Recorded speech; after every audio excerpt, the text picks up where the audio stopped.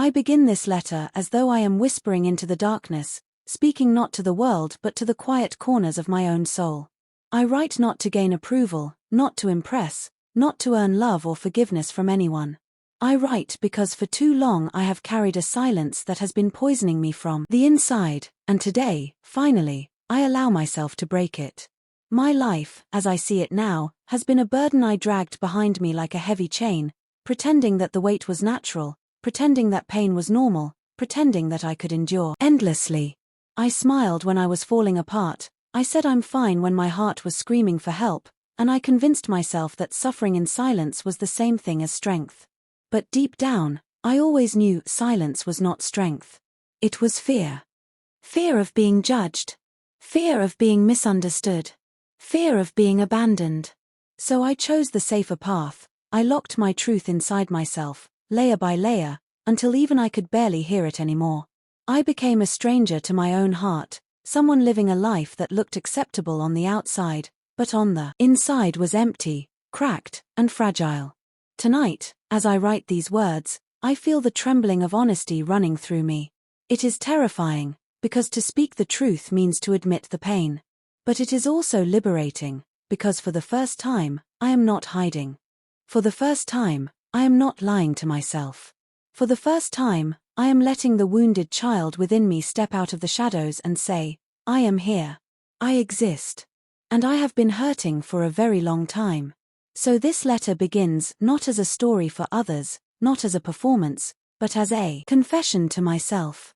A cry, a whisper, and a beginning. I think back to my childhood, and it feels like watching a movie of someone else's life, blurry, fragmented, yet sharp in the places where pain left scars. I was just a child, yet I carried the weight of expectations heavier than my small shoulders could bear. I learned very early that love was not unconditional. Love had a price. And that price was perfection, obedience, and silence.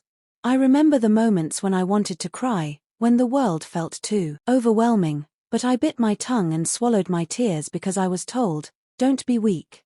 Don't complain. Be strong. Strength, they said, was to endure quietly. But what they really meant was, don't disturb us with your pain. Don't show us your needs. Don't be a burden. And so I became the child who smiled when he was breaking. I became the child who helped others while hiding his own wounds. I became the child who looked good on the outside but was slowly crumbling on the inside. There were nights when I lay awake, staring at the ceiling, wondering why my heart felt so heavy. I didn't have the words back then to describe loneliness, anxiety, or despair. I only knew that something was wrong inside me, something I could never explain, something no one wanted to hear.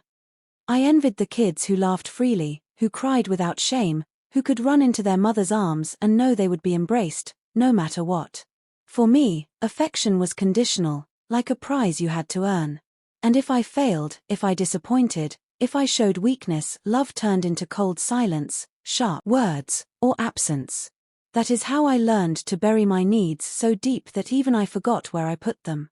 That is how I learned to live as a mask, rather than a person. And now, as an adult, I realize, the child I was never truly left me. He is still here, hidden behind the walls I built, whispering in the quiet, see me, hear me, love me, even if I am broken. There came a time when I thought growing older would heal me, that adulthood would give me the freedom I was denied as a child. I believed that once I was no longer under the shadow of others, I would finally learn to breathe without fear, finally live without needing to pretend. But what I discovered instead was painful. The chains I carried as a child were not left behind. I had tied them around myself so tightly that they grew into my very skin. Adulthood did not free me. It only magnified the silence I had learned. I walked into relationships, into friendships, into responsibilities, all while still wearing the mask of the obedient, strong child. I gave more than I had, I sacrificed without question, I endured hurt with a smile. And people praised me for it. They said I was reliable. They said I was resilient. They said I was the kind of person who could handle anything. But inside, I was breaking.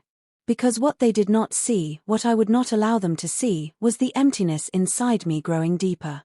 Every time I ignored my own pain, Every time I silenced my own voice, every time I pretended I was fine, I buried myself a little further underground. And slowly, I began to disappear. There were moments when I looked into the mirror and did not recognize the face staring back. Who was this person who looked so calm, so put together, so in control? He looked like me, but he was not me. He was the performance, the illusion, the mask. The real me was still hidden, afraid, wounded, desperate to be seen. And so adulthood became another kind of prison. Not because anyone forced it upon me this time, but because I carried the prison inside myself. I was my own jailer, keeping my heart locked away, convinced that if I opened the door, no one would want to see what was inside. This is the cruelest truth I have had to face. I abandoned myself long before anyone else abandoned me. There was a season in my life when I thought love would be the cure. I thought that if I gave enough of myself to another person, if I poured out all the tenderness and loyalty I had kept hidden, maybe then I would finally feel whole. Maybe love would mend the cracks in my heart, maybe it would silence the voices of doubt and fear that followed me since childhood. And so I loved with everything I had. I loved recklessly, desperately, like someone starving who had finally been offered food. I gave my time, my energy, my dreams, even my identity. I thought that if I could just keep giving, eventually I would be loved in return, not conditionally, not temporarily, but fully. But love, when it is one-sided, becomes another kind of emptiness. I waited for affection that never came. I excused indifference as tiredness. I called neglect normal. I mistook silence for peace. And slowly, I began to vanish again, not because someone asked me to, but because I believed I had to disappear in order to be worthy. The truth is, I was not loved for who I was. I was loved for what I could give, for how well I could serve, for how much I could sacrifice.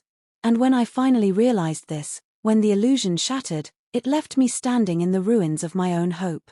There were nights I sat alone, staring at messages that would never come, at promises that had already been broken, at memories that felt like both a blessing and a curse.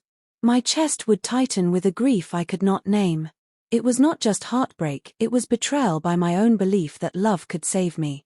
But maybe the cruelest lesson of all was this: no one can fill the void inside you if you refuse to face it yourself. Love from another cannot heal the wounds you hide. It can only reflect the love you are already willing to give yourself. It took me years to understand that. And even now, I am still learning. There came a moment when I finally grew tired of chasing shadows. Tired of running after love that slipped through my fingers, tired of wearing masks that suffocated me, tired of pretending that silence was strength. I reached a breaking point, not with a scream, not with a dramatic collapse, but with a quiet exhaustion that seeped into my bones. One morning, I woke up and realized, I could not keep living this way. I could not keep giving everything to others while starving myself of even the smallest kindness. I could not keep calling my wounds lessons just to avoid admitting how much they still hurt. I could not keep blaming the past while refusing to face it. So I began the slow, painful work of turning inward. At first, it was unbearable. Sitting alone with myself felt like sitting in a burning room with no exit. Every memory, every failure, every word of rejection echoed in my mind like a curse. I wanted to run, to distract myself, to cover the noise with anything: work, entertainment, noise, people. But deep down, I knew, if I ran again, I would never be free. So I stayed. I stayed with the discomfort. I stayed with the anger I had buried, with the tears I had swallowed, with the questions I had never dared to ask. Why wasn't I enough? Why did they leave? Why did I believe I had to suffer to deserve love? The answers didn't come right away. But something shifted inside me. For the first time, I began to understand that healing is not about erasing the pain, but about facing it without running away. It is about looking into the darkest parts of yourself and saying, yes, you are here. Yes, you hurt. And yes, you still belong to me. That was the beginning of self-forgiveness. Not complete, not perfect, but real. For the first time in my life, I felt a small flame inside me that did not depend on anyone else. Fragile, flickering, but mine. And with that flame, I took the first step toward becoming whole.